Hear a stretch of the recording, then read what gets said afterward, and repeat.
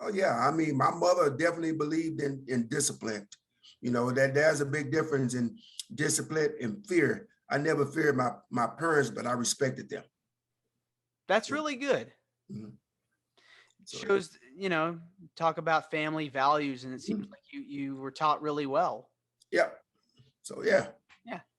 So, what kind of got you interested in wrestling? Were you a fan growing up? Was it popular in the household? yeah.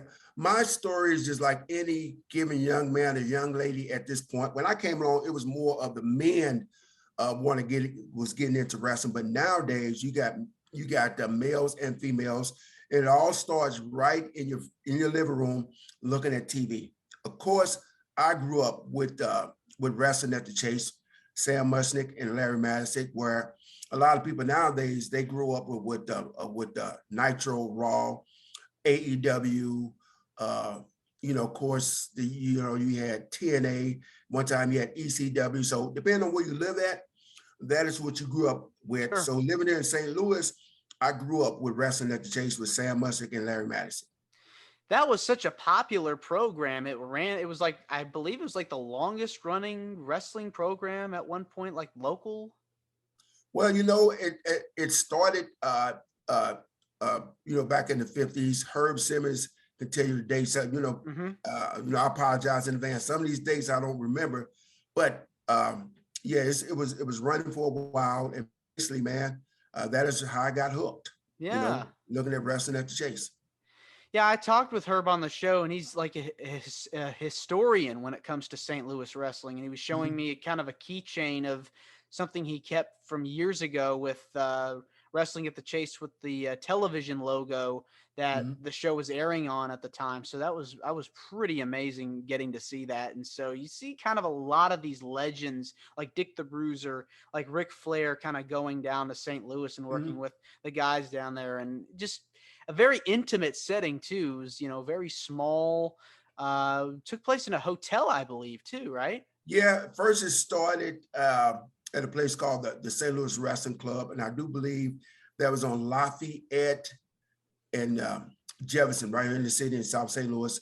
And then, of course, the story goes how Sam was coming back from a trip, and he met the Coppola family on the flight coming home, and the Coppola family was part of the television network in St. Louis, Hmm. and that basically that's how that deal was done. Move from one place, bringing it to the studio, and they made it work. Yeah, and look what happened. I mean, now you've got it was on for so many years. There's books about it, documentaries about it. Yes, yes. We Very. just recently did a documentary called Head Over Heels, Yeah. Yep. Wrestling at the Chase. We just Hmm. done that this past summer.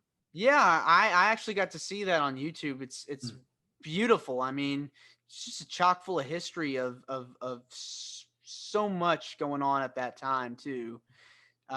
It's culture. I mean, wrestling's a part of pop culture, American culture, world culture, mm, and to see where it started and look where the legacy of the program is today, mm, was just so amazing to see how the evolution of St. Louis wrestling. mm.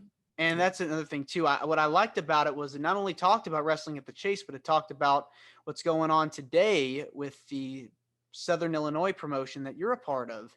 Mhm. So growing up, who were some of your favorite wrestlers? Uh, uh, Again, rest of the chase. It was, of course, Ric Flair, Dick the Bruiser, Hacksaw Butch Reed, King Kong Bruiser Brody, the Briscoe brothers, the Funk brothers. Uh, all those guys used to come into St. Louis. I mean, Rocky Johnson, um, even guys who weren't regulars to come here. When I say regulars, they would come in occasionally. Of course, they would bring Andre the Giant in maybe once or twice a year. They would bring in guys like